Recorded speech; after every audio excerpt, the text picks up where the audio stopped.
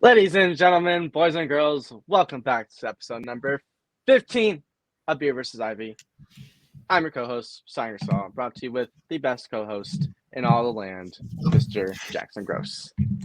Jackson, it's Sunday, but when they see this, it's Monday. So how are we doing? I'm doing all right. We're recording this right in the middle of Bears Packers right now. Bears are down 14-6, but they did just force a fumble. Tyreek Stevenson forced a fumble, and Jordan Love, Jaquan Brister picked it up. So hopefully we'll see a touchdown, and hopefully they'll finally end my misery of losing to the Packers every single year of my existence, except 2018 and 2015. But overall, things are good. Had a busy day at work per usual, but it's been pretty good. And if you couldn't tell, I'm actually standing because I got a new desk. I got a new Oh, desk for the oh, holidays. I finally set it up. So it has a stand mode, so I can be a little bit more active and standing up for a little bit longer. So I'm in a good spot. So I'm excited. Crazy trades in baseball the last couple of days. So I'm excited to get in with you. For those who can't tell, the title of the episode, this is called Post Florida Man. Cy. So Cy, how are you? How was your trip to Florida? Trip to Florida was great. We're not Florida mans anymore, which is kind of sad, but we're doing just fine over here actually. We're back in home base, home setup. Almost weren't in home setup today. We almost did the episode of my parents' house, but we're back at home base. Got Twitter up against with next to me. Uh, I went on a little solo mission yesterday. Went to the Missouri State versus Bradley game. Bradley put the beat down on Missouri State. Expecting it to be close. They both came in the game 9-5, but game was great. Dapped up the players before the game and after the game. Therefore, I'm kind of lucky charm. Just saying. Cardinals are making moves, so we're repping the hat today. We're Mm-hmm. we're great. I'm not gonna talk about football because the Jags lost, but we still got the 49ers in there. So, you win some, you lose some. But Yeah. yeah, we're here to talk baseball. We got stuff to talk about. Yep. Yeah. I'm not even gonna. I was gonna say something else about football, but let's just top right into it. First of all, Robbie Ray, the 2021 Cy Young winner, is on the move after he dealing with Tommy John surgery this past year. He is heading to San Francisco, so he's staying on the West Coast after being traded away by the Seattle Mariners. He's got 3 years, $73 million left on his contract, and in the deal, San Fran sent out Anthony DeSclafani and Mariners legend Mitch Haniger in the deal. I like this for the Giants. I think they needed that big starting pitcher, and this is a big risk, especially with Huge. Ray's injury situation as of now. So, but I like it for two okay players to get someone who has won a Cy Young. Has been very good. I like it. I like this move for the Giants. I'm with you on that. I'm a big fan of the move. Robbie Ray's ETA to come back is the All-Star break. So they gotta go the first half of the year out the way, out without him. But something that the Giants have needed is a good number two pitcher to slot behind Logan Webb. And Robbie Ray, yes, coming out Tommy John, you don't know what you're gonna get out of him. Yes, 3 years, $73 million, you still have to pay him. But you can't look past the signing in 2021. He was lights out before he got injured. And Robbie Ray, the big thing that a lot of people don't realize is Robbie Ray had no trade clause in his contract. He waived it to go to San Francisco. He wanted to go to the Giants. That says something. He sees something in that team. He thinks he can compete. He thinks that whole team can compete, and it makes a lot of sense. As for the Mariners got in return, DeSclafani doesn't really blow my whistle, ring my bell that much. He's a 5-starter swingman coming off a bad year, pitched to a 4.88 ERA. Really kind of slotted more as a swingman role. He would start. He could come out of the bullpen, and sorry, the Mariners have a young rotation. They have Logan Gilbert. They have George Kirby. They have uh, Brian Wu. They have Yeah, Bryce Miller.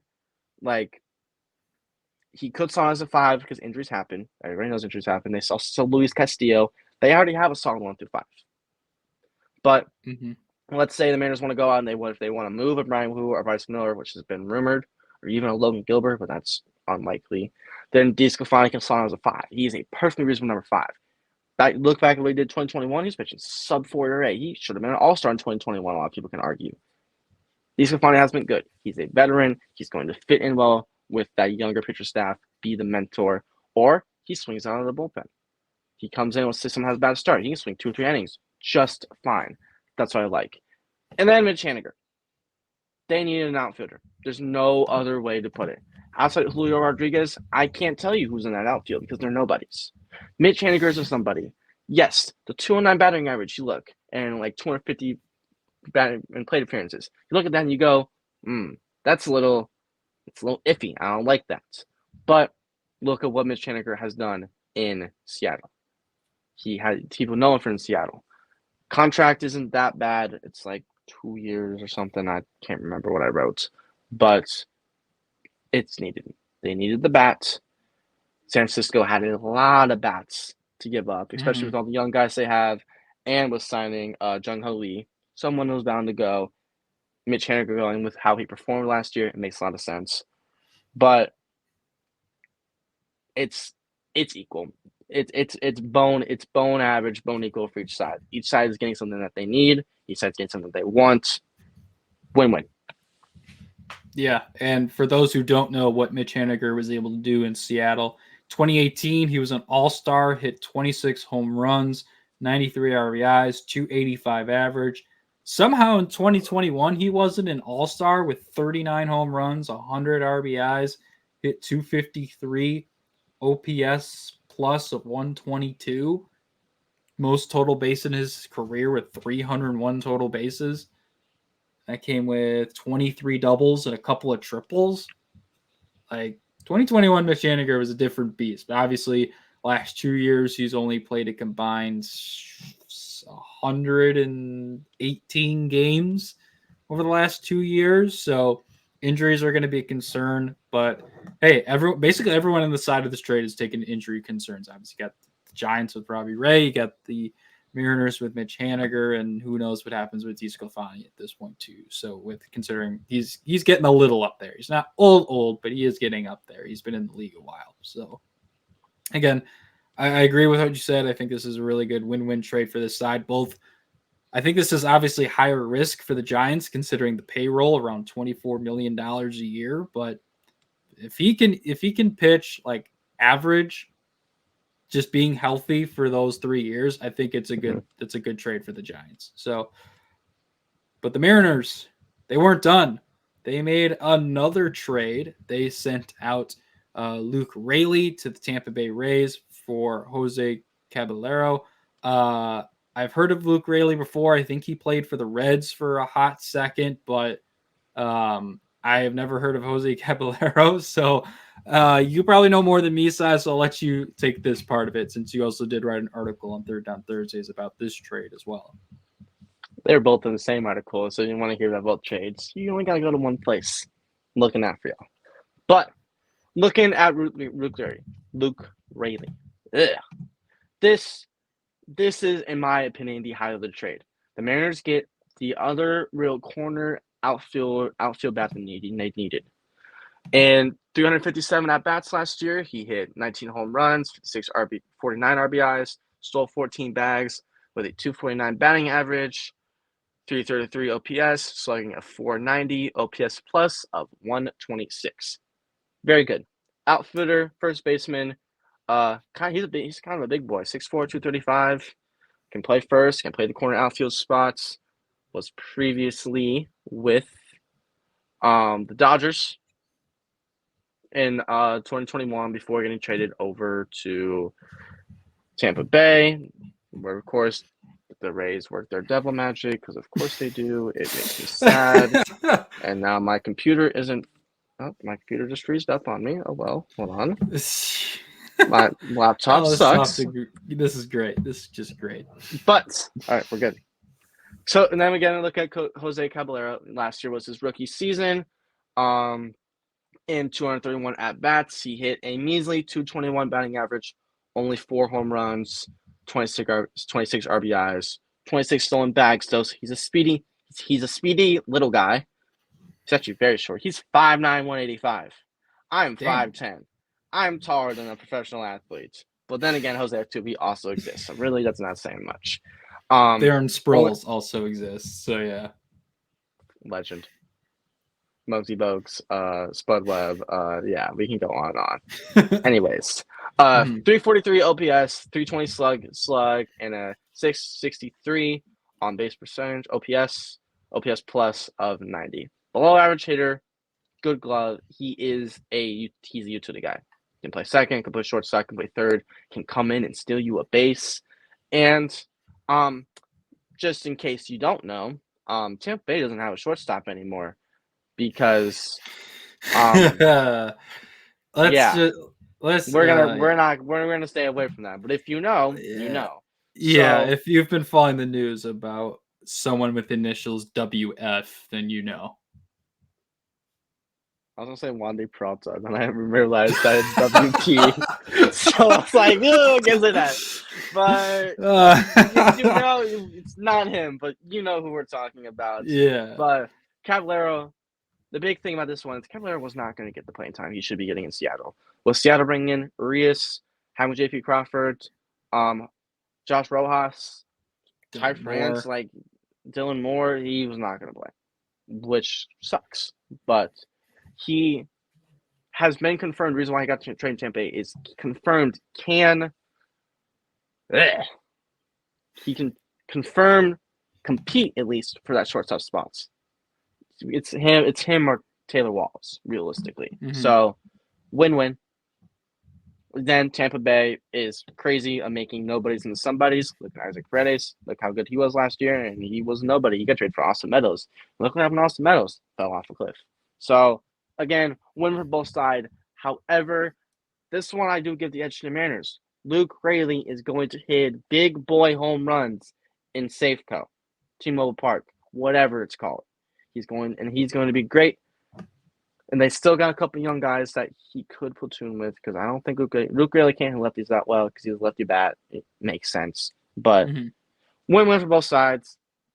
Time's going to tell more in particular for this one. You know what you're getting with the first one. The second one, it's the underlying trade, and it's more of a wait and see.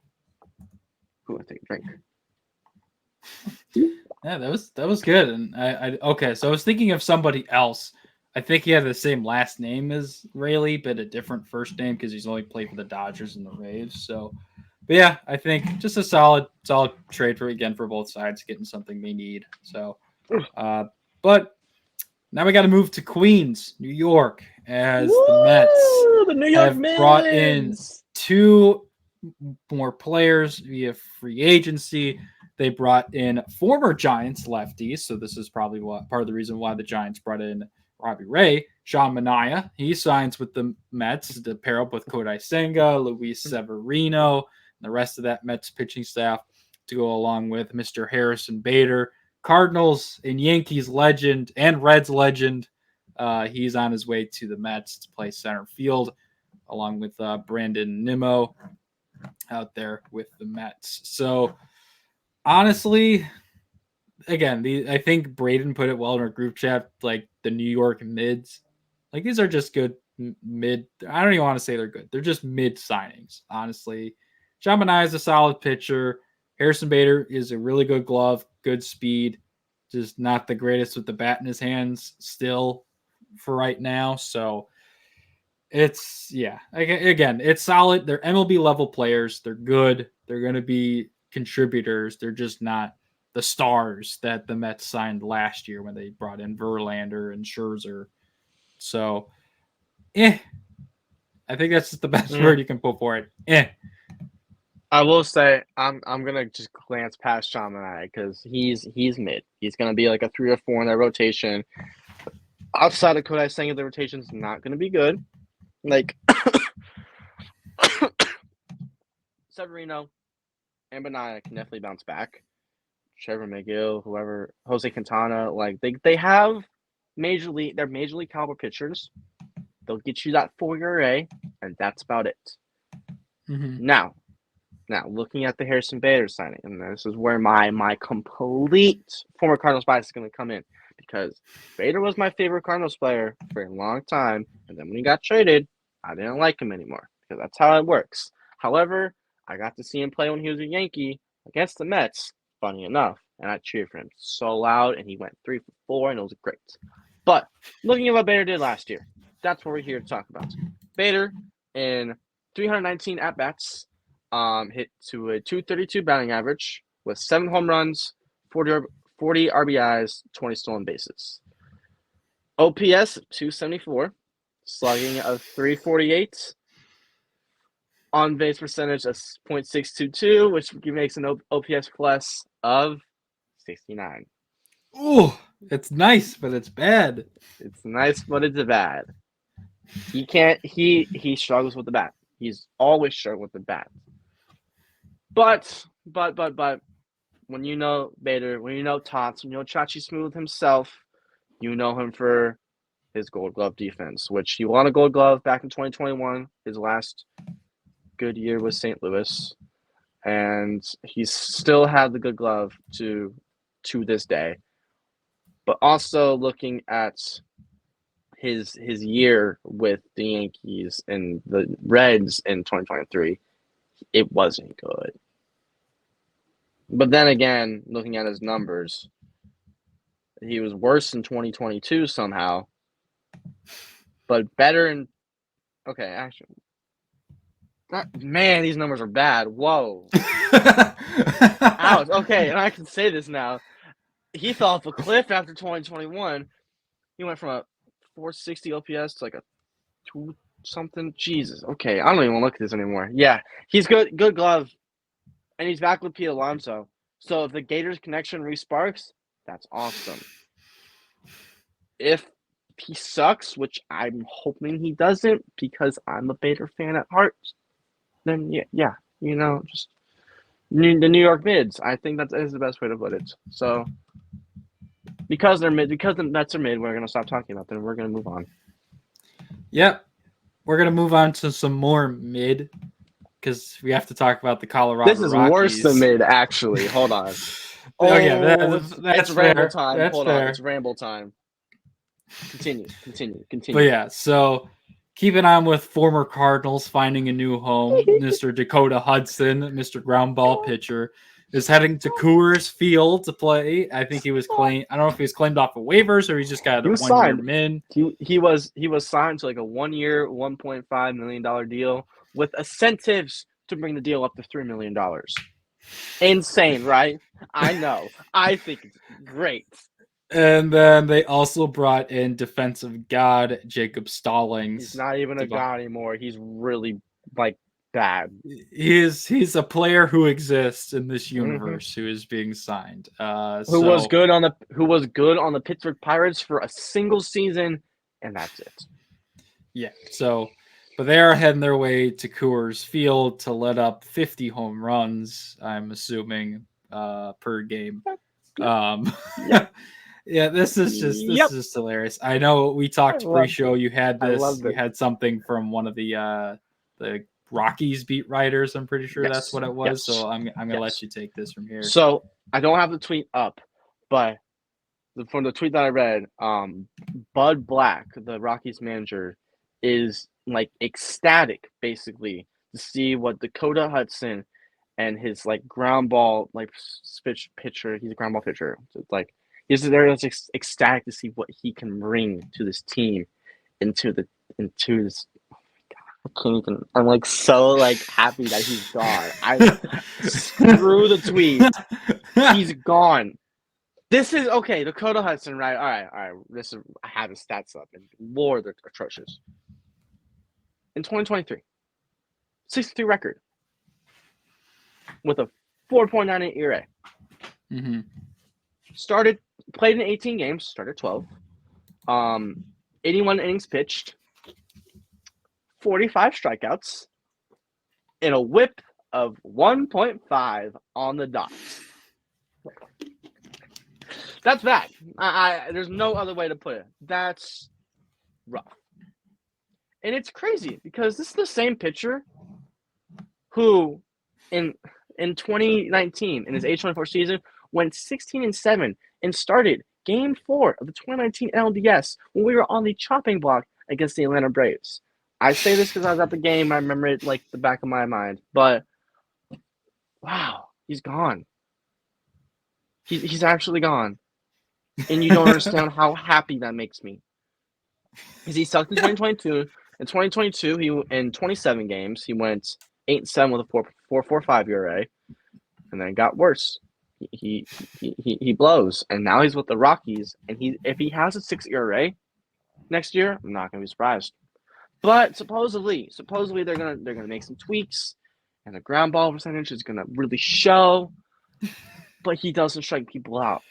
And when he gets and he is a pitch to contact, when he gets hit hard, he gets hit hard. Mm-hmm. So should yeah, see that's what all. his exit velo is. Like, you should see that because I don't know. All right, I'll look it up right now. I'm looking up the tweet now. I'm literally searching hashtag Rockies. I'm gonna see if I can find the tweets. Found it. Okay. This is the first thing that popped up. So from Thomas Harding, which great guy by the way. Go read his content. But Bud Black is eager to benefit from Dakota Hudson's experience. What experience is that anyway? Yeah, maybe from his 16-7 campaign in 2019 where he pitched a playoff game.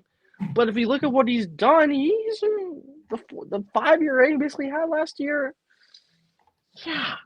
He was with our AAA team for a while. Our team just got so injured and so bad Dakota Hudson had to come back up and perform.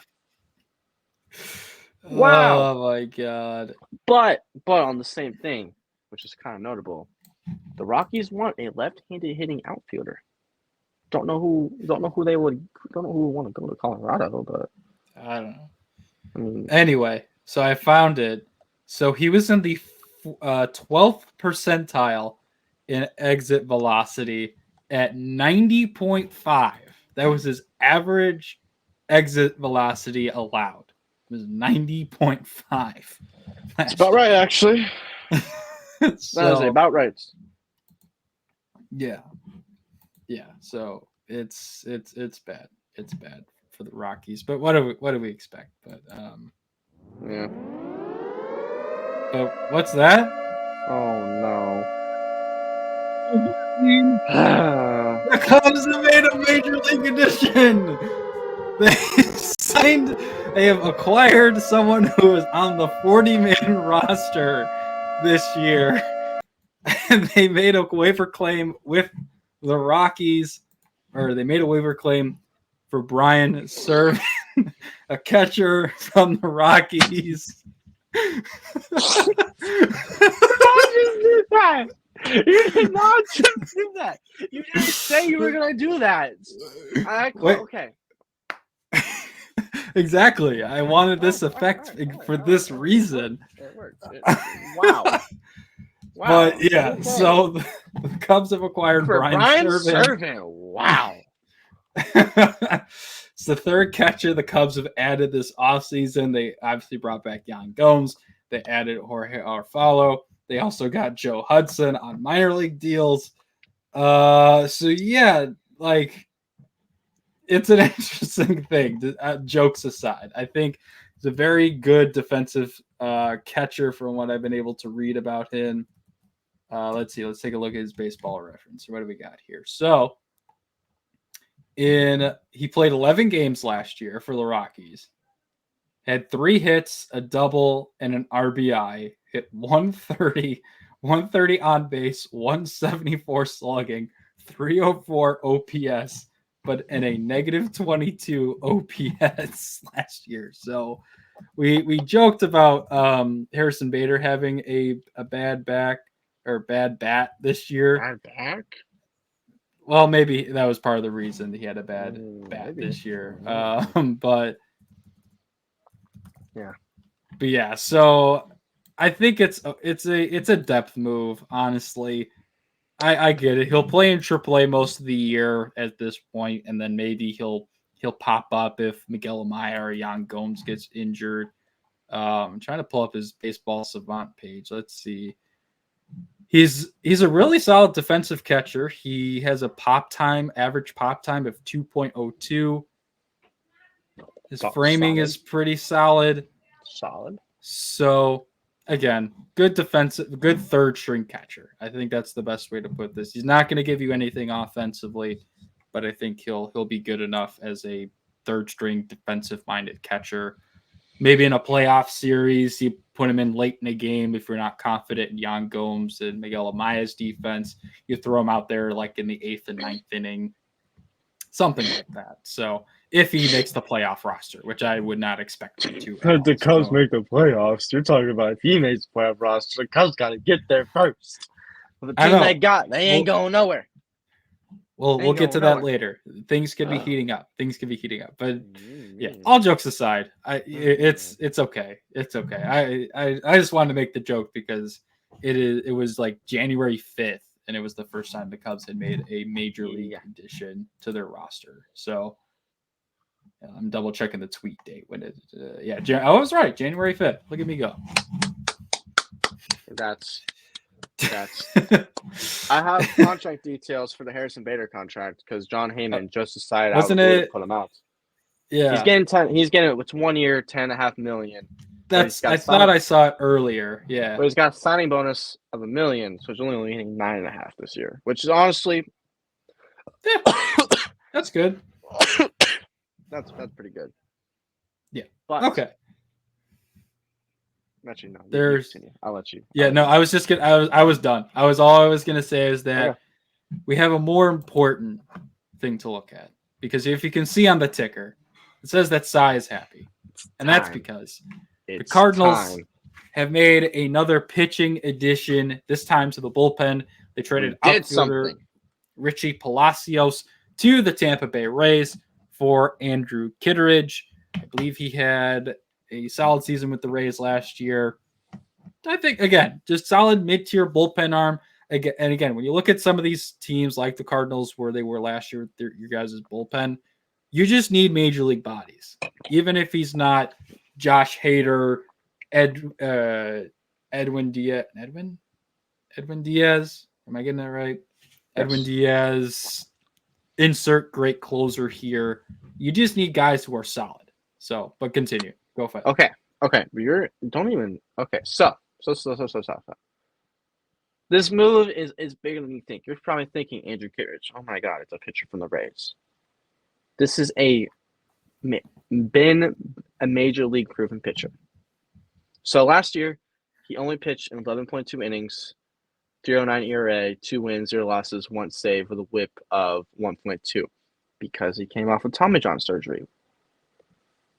Look back to his first full healthy year in 2021, where in his age 31 season, 9-3 record, 1.8 in ERA, 71 innings pitched, 77 Ks, 3.04 FIP, an all-star, which for a middle reliever is impressive. And even in his 2022 season where he got injured, he was pitching to a 3.15 ERA before he got injured. This is a major league proven caliber pitcher who has had success. He's had success since 2020.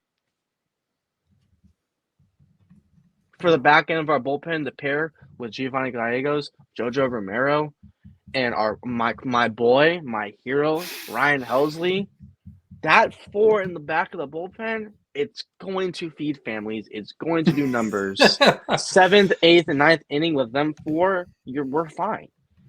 And we still got some other unproven, untapped guys in that pen too.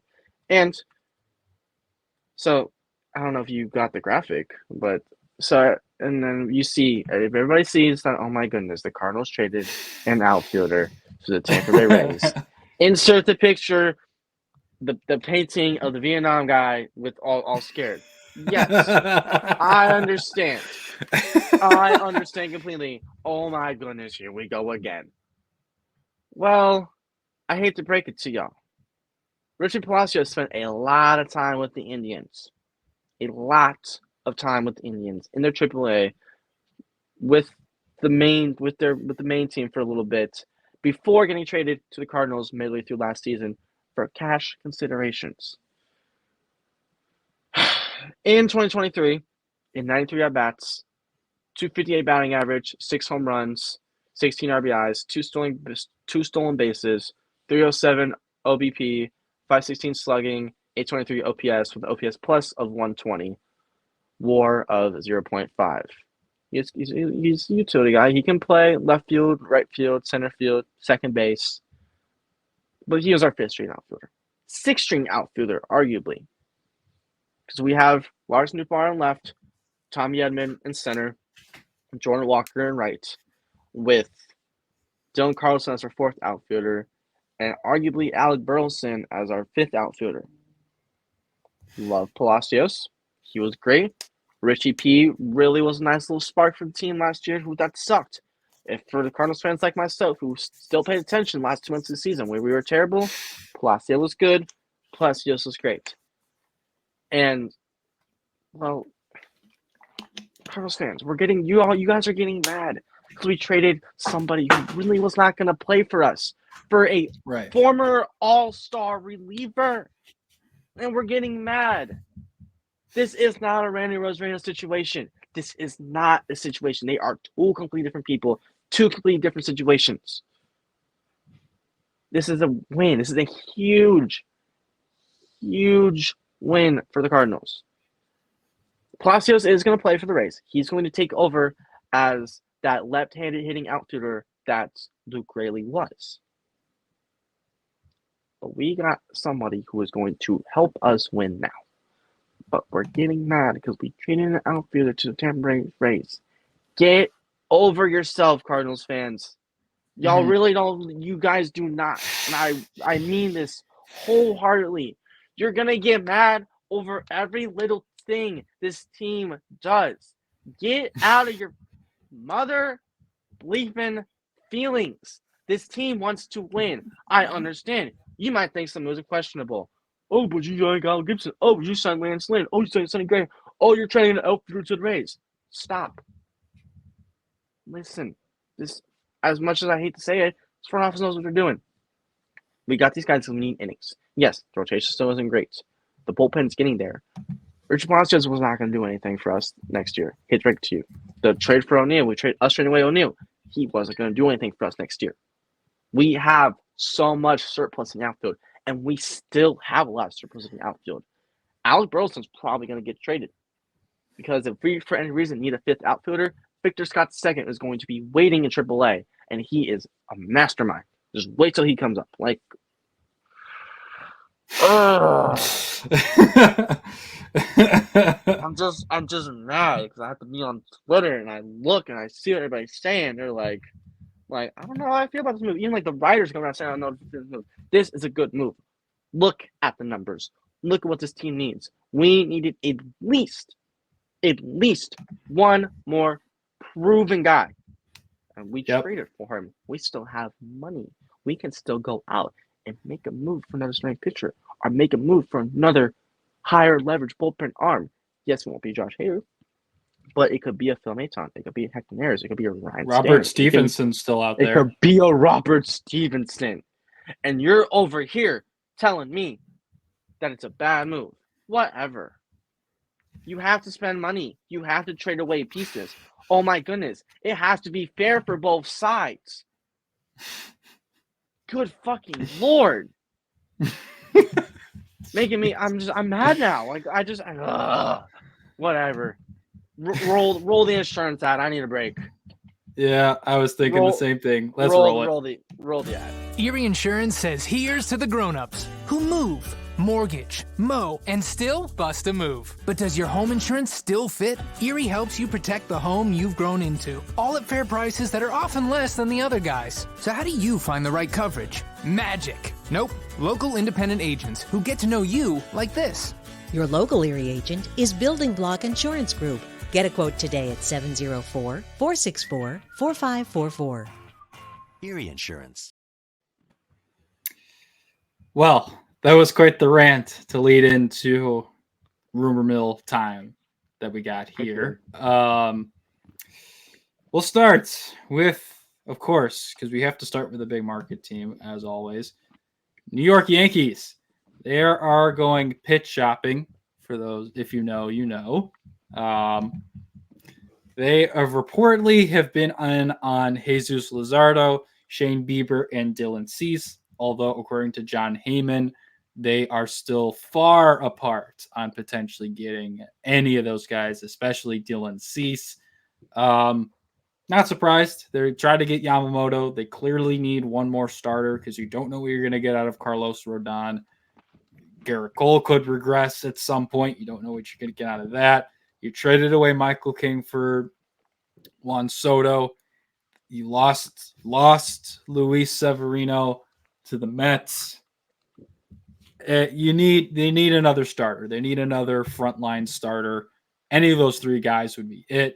If I had to rank them, I'd probably go Luzardo, Cease, Bieber, with Luzardo and Cease being very close. I'm just not super confident in Shane Bieber since he won the Mickey Mouse Cy Young in 2020.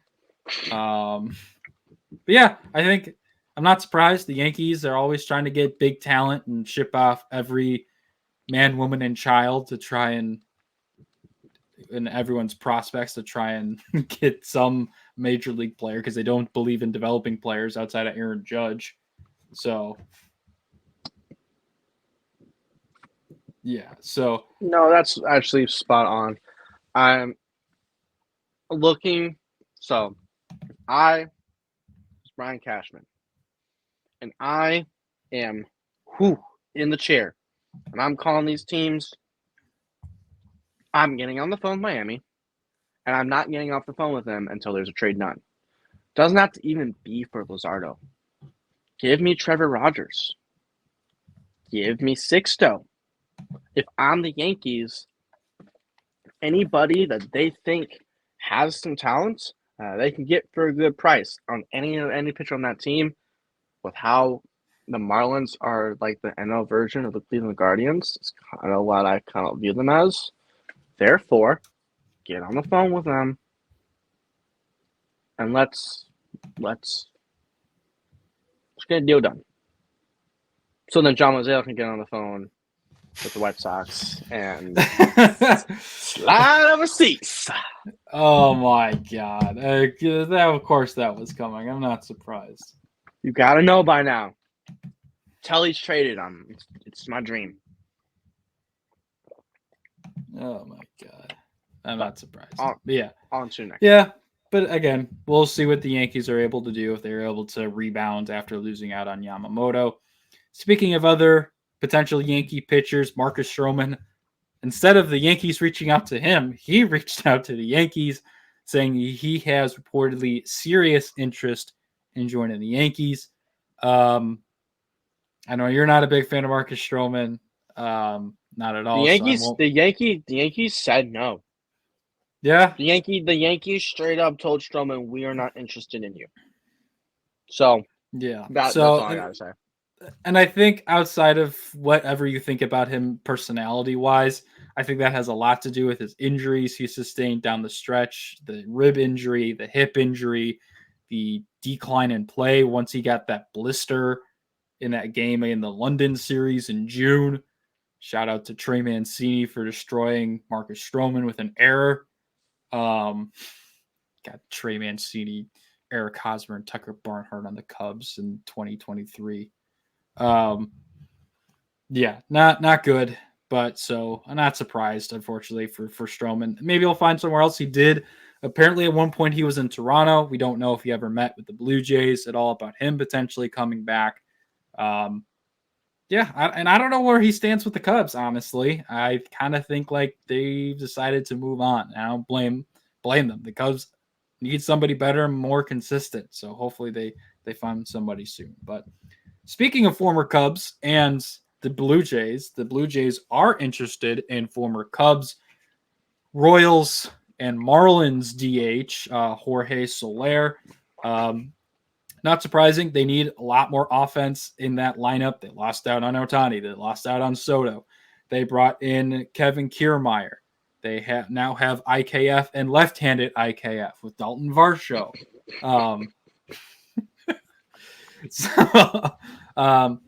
so he would bring a lot of pop to that lineup, obviously. So if you want to look up the stats for Soler, if you're already doing it, but I think this would just be some juice to that lineup, so it's not all on Bo Bichette, Vlad Guerrero Jr. to carry the offense.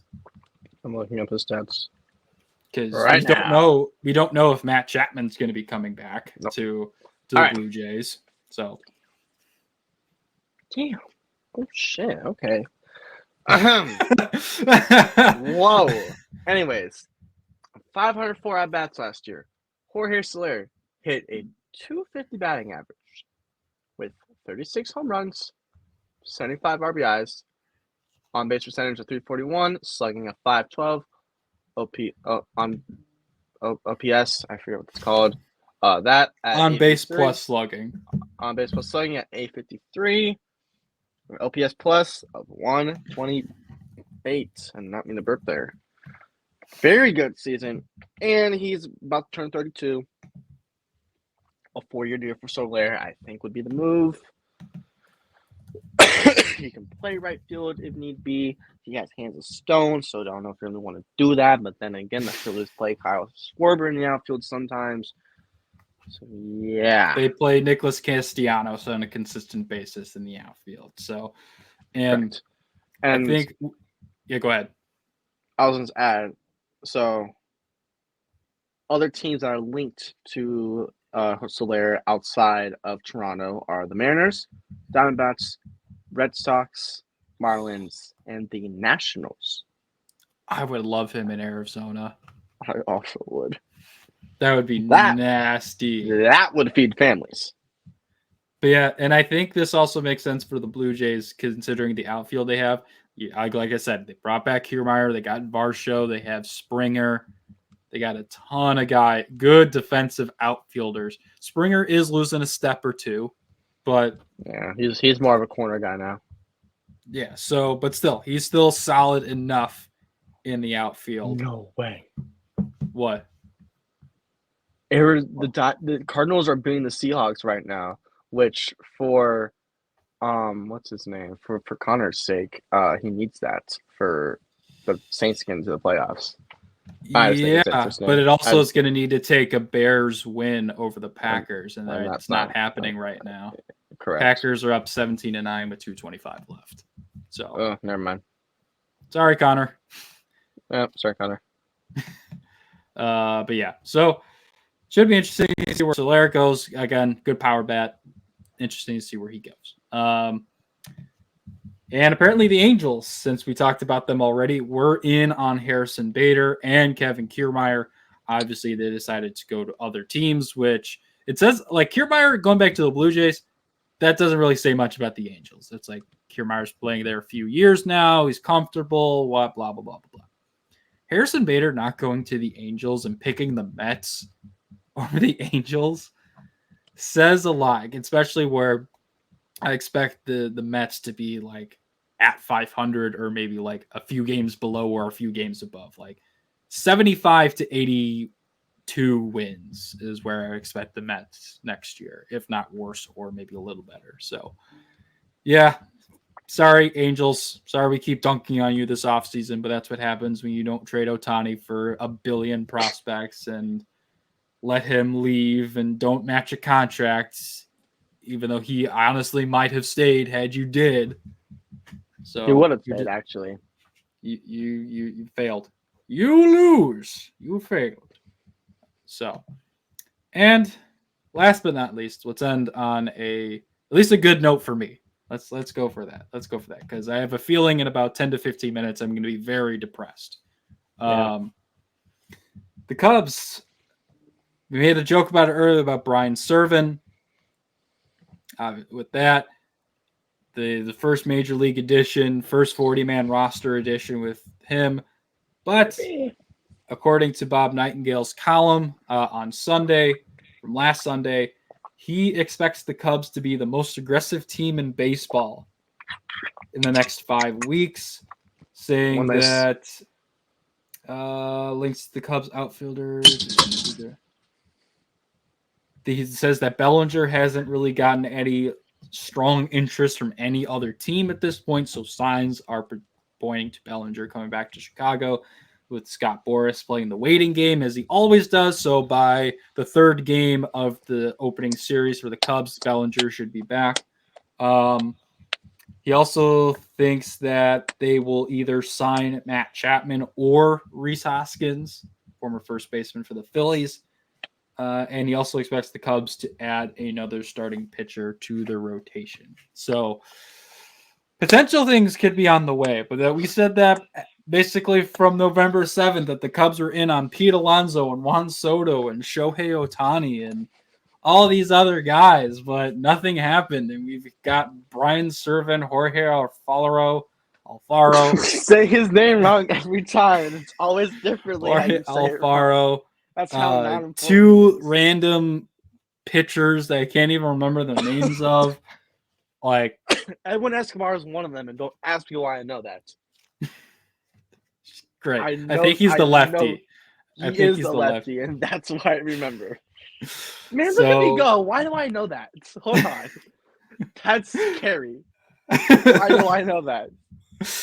But yeah, so hopefully good things will be on the way for the Cubs, at least for my sake. Like, if we don't get Hoskins or Chapman, just bring back Bellinger so I can just shut up about it. Because I know you're probably tired of me talking about it, and because I know I'm tired of talking about it. And I feel like I've said that for like a month now. I'm just tired of talking about where Cody Bellinger is going to go. Oh, you know what I'm not tired of talking about? What's that? Some good old W energy. Oh my gosh. It's been a couple weeks, but I've not forgot. So, for those who don't know, W Energy is a proud sponsor of Beavis Ivy, who is a part of the Third Down Thursdays network. W is formulated to give you focus and energy with no jitters or crash. Our formula contains vitamins, amino acids, and non-tropics, including the patented Neural Factor. This is an energy drink with no calories, no sugars, no maltodextrin, no fillers, and no artificial colors. And man, oh man, do the Cubs need some of this right now. All talk, no bite. Name with some W in their system, they would actually, I don't know, do something. Because the fact that Cubs fans are celebrating over Brian Serven and could be celebrating on getting their good old W Energy for 10% off using our code Third on Thursdays. Kind of crazy, you know? But as always, thank you, W, for sponsoring us. We love you. We appreciate you. Use our code because the main show doesn't like to talk about you. It's true. It's true. All right, and we'll go ahead and throw out our last ad of the day. Mr. Card Guy, take us out.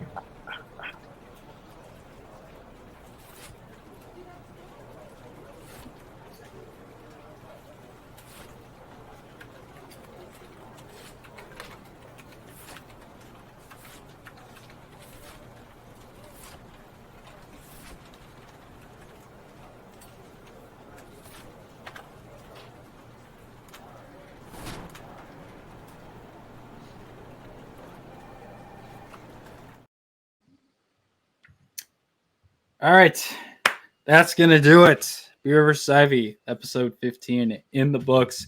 Thank you all for watching. Hopefully you had a good Sunday. Hopefully you're not a Bears fan, so you're not going to be depressed in about 2 minutes like I am. If you're a fan of any of these teams in the playoffs, good luck to you, except the Packers, because as always, FGB. But yeah, it's tough. I don't want to talk about it no more.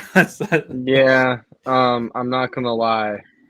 Our boss is kind of going insane on Twitter right now. So of course he is. I'm going to be going radio silent. I'm not going to say anything. Yeah, Aaron Jones. I didn't really talk any trash. Aaron Jones just scored. It staggered. Sorry, man. Yeah. Sorry. It's okay. 7-10. 7-10. Hold on. They didn't count the touchdown. I don't care, but Kenny. Oh, I love Kenny. He just tweeted out, Eberflus is the biggest con artist in Chicago history, and I couldn't agree more. Yep. Goodbye, Matt Eber. I wrote that article back in week 3, all the way back when it was warm outside. Please tell me that Eberflus and Luke Getsy both get fired tomorrow. Please. Please. Black Monday cannot come soon enough. Please. Black Monday cannot come soon enough. But anyway. And then watch Arthur Smith get fired and then come coach the Chicago Bears. I'd literally jump out my window. I would love to watch Jim that. Harbaugh or Ben Johnson. But yeah. Ooh, but that's enough of that. Thank you again for watching. We'll see you next week. We'll be live. I actually don't work at 12 we will be live next week. So we'll be live. See you next time. Packers are really playing.